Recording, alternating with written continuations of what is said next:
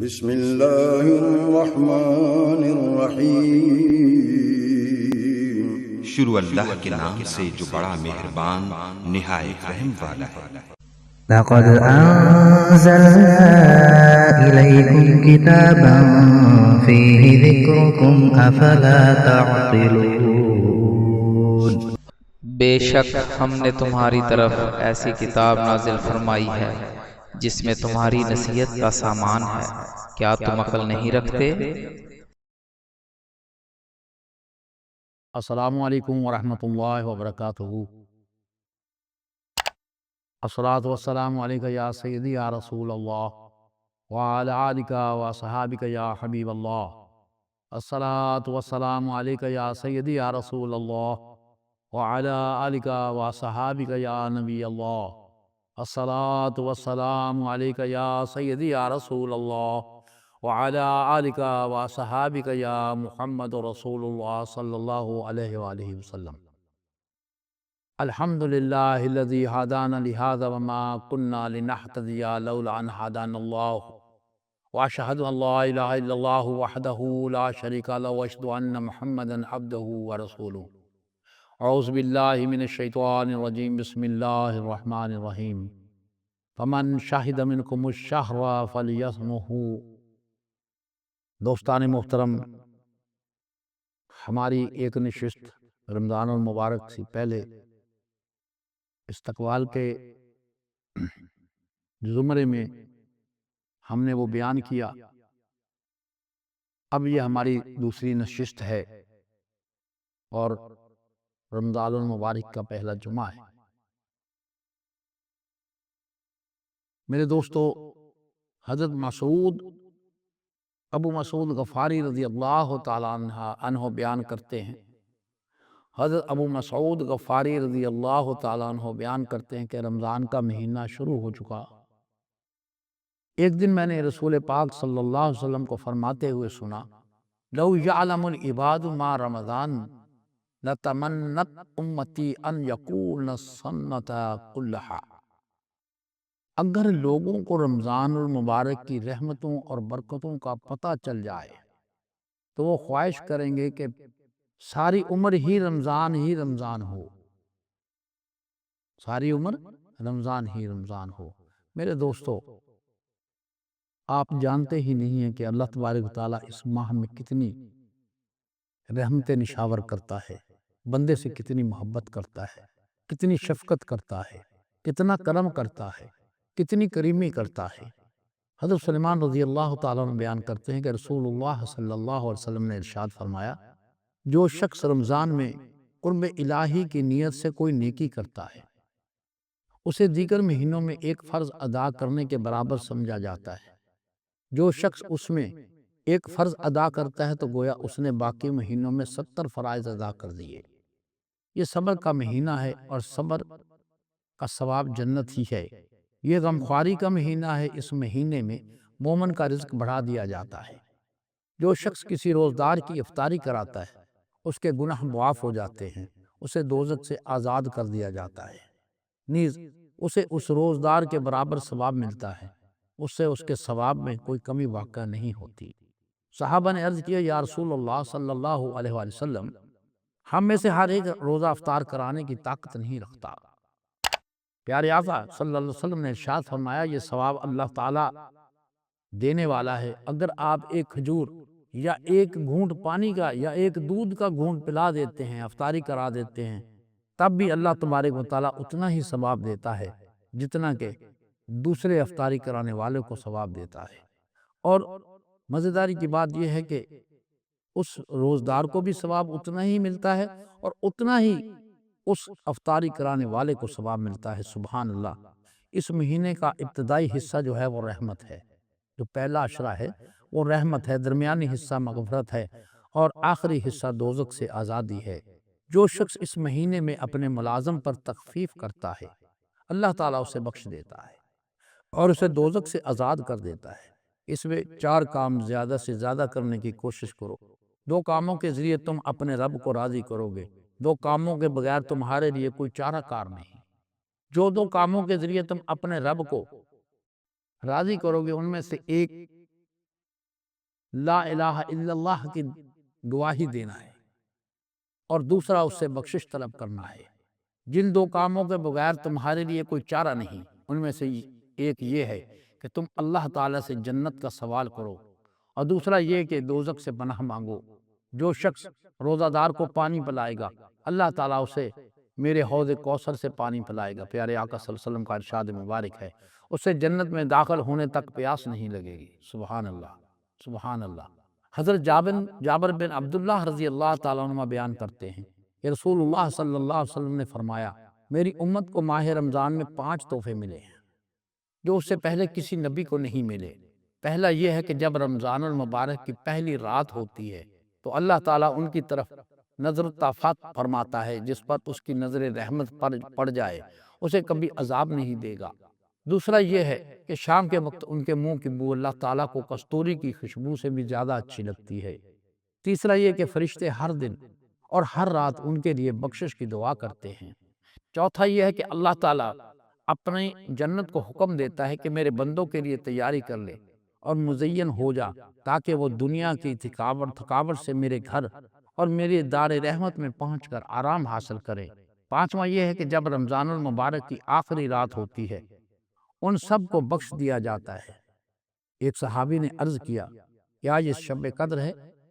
آپ صلی اللہ علیہ وسلم نے فرمایا، نہیں۔ کیا تم جانتے نہیں کہ جب مزدور اپنے کام سے فارغ ہو جاتا ہے تو انہیں پوری پوری مزدوری دی جاتی ہے؟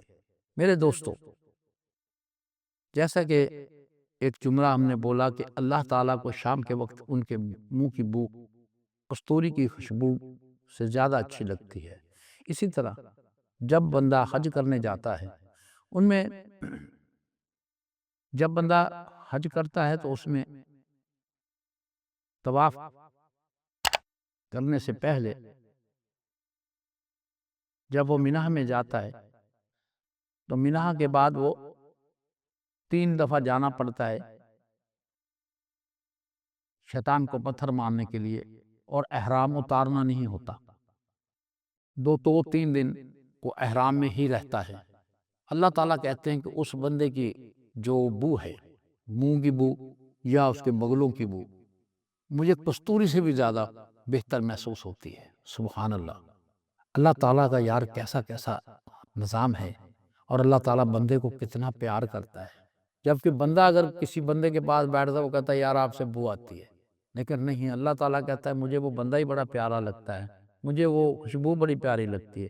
تو اسی طرح اللہ تعالیٰ کہتا ہے جب کوئی روزہ دار شام کے وقت اس کی منہ سے بو آتی ہے تو وہ مجھے کستوری کی خوشبو سے بھی زیادہ اچھی لگتی ہے۔ حضرت عمر بن خطاب رضی اللہ تعالیٰ عنہ سے مروی ہے کہ حضور اکرم صلی اللہ علیہ وسلم نے فرمایا، ماہ رمضان المبارک میں اللہ تعالیٰ کا ذکر کرنے والا بخش دیا جاتا ہے۔ اس ماہ میں اللہ تعالیٰ سے مانگنے والے کو مراد نہیں کیا جاتا۔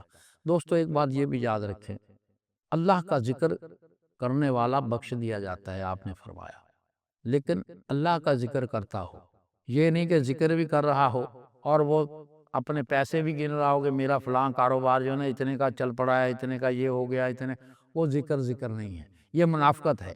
میرے دوستو، اگر اللہ کا ذکر کرنا ہے تو دنیا و مافیہ سے بے نیاز ہو کر کرو، اللہ کی ذات کے ذکر میں ڈوب جاؤ، پھر اللہ تعالیٰ کہتا ہے کہ میں اس بندے کو معاف کر دوں گا، میں اس کے لیے جنت کھول دوں گا، یا اس مانگنے والے کو میں کبھی بھی نامراد نہیں لوٹاتا۔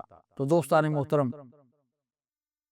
اصل میں خلوص شرط ہے، اگر خلوص نہیں ہے تو کچھ بھی نہیں ہے۔ روزہ دراصل اللہ کے احکام کے مقابلے میں نفس کی خواہشات، پیٹ اور شہوتوں کے تقاضوں کو دبانے کی عادت ڈالنا ہے۔ یہ چیز نبوت اور شریعت کے خاص مقاصد میں سے ہے، اس لیے پہلی تمام شریعتوں میں بھی روزے کا حکم رہا۔ حضرت ابو سعید خدری رضی اللہ تعالیٰ عنہ بیان کرتے ہیں، نبی اکرم صلی اللہ علیہ وسلم نے ارشاد فرمایا، جو شخص رمضان کے روزے رکھے اور اس کی حدود کی معرفت حاصل کر لے، اس میں ان چیزوں کی حفاظت کرے جن کی اس مہینے میں حفاظت کرنا مناسب ہے، تو یہ اس شخص کے گزشتہ گناہوں کا کفارہ بن جاتا ہے۔ میرے دوستو، بات میری پہلے والی ہی ہے، جیسا کہ انہوں نے کہا کہ اس حدود کی معرفت حاصل کر لے، اس کی حدود کی معرفت۔ حدود کیا ہے؟ جو اللہ تعالیٰ نے ہمارے ساتھ پابندی لگا دی کہ آپ نے زنا نہیں کرنا، آپ نے شراب نہیں پینی، آپ نے کھانا نہیں کھانا، آپ نے غیبت نہیں کرنی، آپ نے کسی کو غلط نظر سے نہیں دیکھنا۔ نظروں کا بھی زنا ہے، زنا خالی وہی نہیں ہے، زنا کئی قسم کے ہیں۔ تو تمام وہ جو چیزیں ہیں جس اس زمرے میں آتی ہیں، اگر آپ ان سے باز رہیں گے تو دوستو تب بات بنے گی، پھر اللہ تبارک و تعالیٰ اس کے تمام گناہوں کو مٹا دے گا۔ حضرت ابو سعید خدری رضی اللہ تعالیٰ عنہ سے روایت ہے کہ نبی مکرم صلی اللہ علیہ وسلم نے فرمایا، جو بندہ بھی اللہ کی رضا کے لیے اللہ کی راہ میں ایک دن کا روزہ رکھتا ہے تو اللہ تعالیٰ اس کے چہرے اور جہنم کی آگ کے درمیان 70 سال کی دوری ڈال دیتا ہے۔ یہ یاد رکھیں، جیسے میں نے پہلے عرض کی کہ خلوص نیت اولین شرط ہے، خلوص ہونا چاہیے۔ اگر آپ کے دل میں خلوص نہیں ہے اور پیارے آقا صلی اللہ علیہ وسلم کی محبت سے آپ کا دل خالی ہے تو چاہے جو کچھ مرضی کرتے رہو، روزے رکھتے رہو، حج کرتے رہو، میں کہتا ہوں ساری عمر چاہے سجدے میں پڑے رہو، خدا کی قسم آپ کا کوئی بھی عمل اللہ کو پسند نہیں آئے گا، کیونکہ آپ کا دل پیارے آقا صلی اللہ علیہ وسلم کی محبت کے بغیر کسی کام کا نہیں ہے، وہ مردہ دل ہے، اس کو ہم مردہ دل کہتے ہیں۔ تو میرے دوستو یاد رکھیں کہ خلوص نیت اولین شرط ہے۔ حضرت ابو ایوب انصاری رضی اللہ تعالیٰ عنہ بیان کرتے ہیں، رسول اللہ صلی اللہ علیہ وسلم نے ارشاد فرمایا، جس شخص نے رمضان المبارک کے روزے رکھے پھر اس کے بعد شوال کے 6 روزے رکھے تو گویا اس نے سارے سال کے روزے رکھے۔ سرکار دو عالم صلی اللہ علیہ وسلم کے رمضان کے ہر عمل کی فضیلت بیان کی ہے۔ حضرت ابو سعید خدری رضی اللہ تعالیٰ عنہ بیان کرتے ہیں، نبی مکرم صلی اللہ علیہ وسلم نے ارشاد فرمایا، سحری کا کھانا برکت ہے، سبحان اللہ، تم اسے نہ چھوڑو، خواہ تم میں سے کوئی ایک شخص پانی کا ایک گھونٹ پی لے۔ بہت سے لوگ جو کہ عام حالات میں جیسے کھاتے پیتے ہیں، مثال کے طور پر انہوں نے آ کے 10 بجے 12 بجے کھانا کھایا تو وہ صبح کو سحری نہیں کرتے، وہ کہتے ہیں ہم نے روزہ رکھ لیا۔ میرے پیارے آقا صلی اللہ علیہ وسلم کا ارشاد مبارک ہے کہ آپ چاہے ایک گھونٹ پانی کا پئیں، سحری ضرور کریں، چونکہ آپ کا حکم ہے۔ اگر آپ نے حکم نہ مانا وہ روزہ نہیں ہے، وہ روزہ نہیں، سوال ہی پیدا نہیں ہوتا، اللہ کو وہ بات ہی نہیں پسند آئے۔ تو میرے دوستو بے شک اللہ تعالیٰ اور اس کے فرشتے سحری کرنے والوں پر رحمت نازل کرتے ہیں۔ میرے دوستو حالانکہ کھانا تو آپ نے کھانا ہے، لیکن اللہ تبارک و تعالیٰ ایک تو اجر بھی دے رہا ہے اور رحمت بھی کر رہا ہے، اس لیے کہ یہ میرے محبوب صلی اللہ علیہ وسلم کی سنت پر عمل کرتے ہیں، یہ میرے محبوب کی بات کو مانتے ہیں، یہ میرے محبوب کے بتائے ہوئے راستے پر چلتے ہیں۔ محبوب نے وہی راستہ بتایا جو اللہ نے ہمیں بتایا، اس سے نبی صلی اللہ علیہ وسلم کے ذریعے ہمیں پتہ لگا ہے، اس لیے ہم بار بار کہتے ہیں کہ پیارے آقا صلی اللہ علیہ وسلم نے یہ ارشاد فرمایا، یہ ارشاد فرمایا۔ تو پیارے آقا صلی اللہ علیہ وسلم نے